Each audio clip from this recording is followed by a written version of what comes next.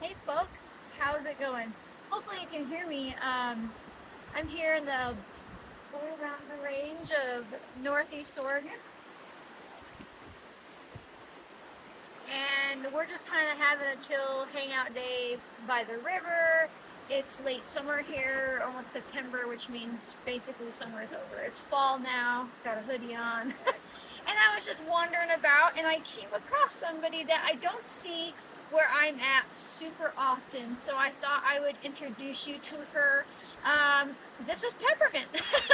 Now, there are all types of wild peppermints, but it's really neat to find her, especially she's still blooming. She's still blooming into September, but I guess I shouldn't be too surprised because we're a little higher in elevation, so things come on a little later here, and we can follow up the mountain to find, um, different plants throughout the season where they might be done in the bottom. But a lot of you know peppermint, and a lot of you know her for her capacity to maybe calm down an upset stomach, right? And she's definitely good at that. Most mints have the capacity to do that. But did you know that peppermint as a whole, in her whole state, she's also really fantastic for pain management, especially like internally. She can work for pain as well, like if you're dealing with like menstrual cramps or something like that, joint pain. But if you were to take her and you were to take her home and you were to dry her and you were to make an infused oil with her, she would do fantastic for aching muscles, joints, back pain, and things like that. Now, internally as a tea, beyond her helping your digestive tract, she's also really amazing for stimulating immune system functions, in particular your white T cells and your natural killer cells. Now that sounds funny, but that's what they're called. NK cells are these particular type of cells that go out and attack uh, bacteria and stuff that get into your body, right? Because most of your immune system's job is to tell other parts of your immune system that something is going on. And these NK cells are basically what comes and like beats the shit out of whatever is in you that's not supposed to be there. And peppermint, she is really lovely at helping stimulating those functions, which is really ideal if like you're really worn down and you're feeling kind of sluggish. You might need to help support your immune system functions and get those things up and running. Now, of course, because she does have some pretty strong VOCs in her, which means that she smells pretty strong. She also has the capability, in other words, I know, um, to help with like gut issues, like not just upset, but like if you've got like overgrowth or some bad bacteria.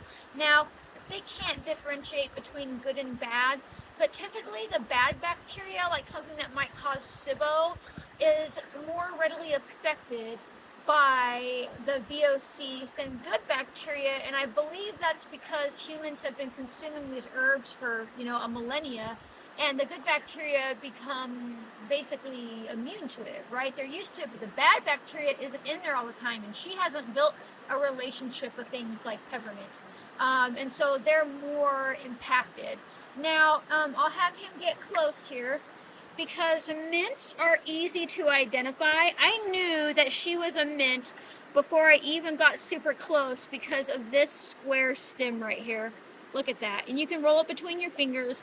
Now, there's not really many other plants that have a square stem that aren't in the mint family. Blue vervain does have a square stem, and technically she's been taken out of the mint family. Isn't that funny? But she's so easy to identify. And now, if you want to know like the specific Latin name of this particular type of peppermint, you can check out the description, right? But peppermint is a peppermint is a peppermint, and you're gonna like. I've been touching her a lot, so she's kind of like throwing off some more of these VOCs, and I'm sure my husband sitting there can smell her too. You, you'd have a really hard time misidentifying peppermint just from her smell. If she smells like your toothpaste, mouthwash, and Altoid mint, something like that, she is peppermint. If she smells like peppermint but is a little bit spicier smelling, it's probably a spearmint, which is still a type of mint and is still very similar to peppermint.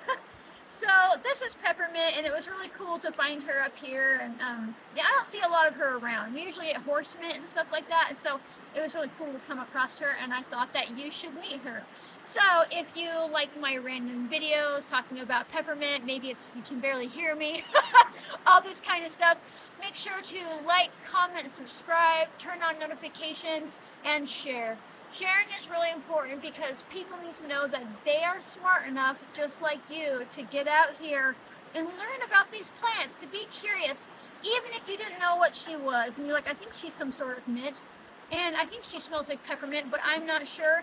You could take a picture with the same phone that you're probably watching me on and identify her. You are smart enough to figure this out. You just have to get out here and be curious. And when you share my videos, it helps others learn that they can do this too.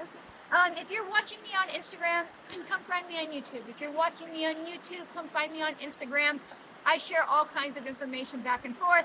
And last, if you want to support my capacity to teach freely and do these random videos and pop-up classes and all this kind of stuff, consider heading to my shop by following the link in my bio and or description and calling something home, because this is exclusively how I support my entire existence as a human.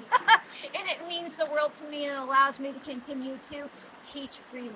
So thank you so much for watching, and remember that you are definitely smart enough to do this, and I will see you next time, folks. Bye.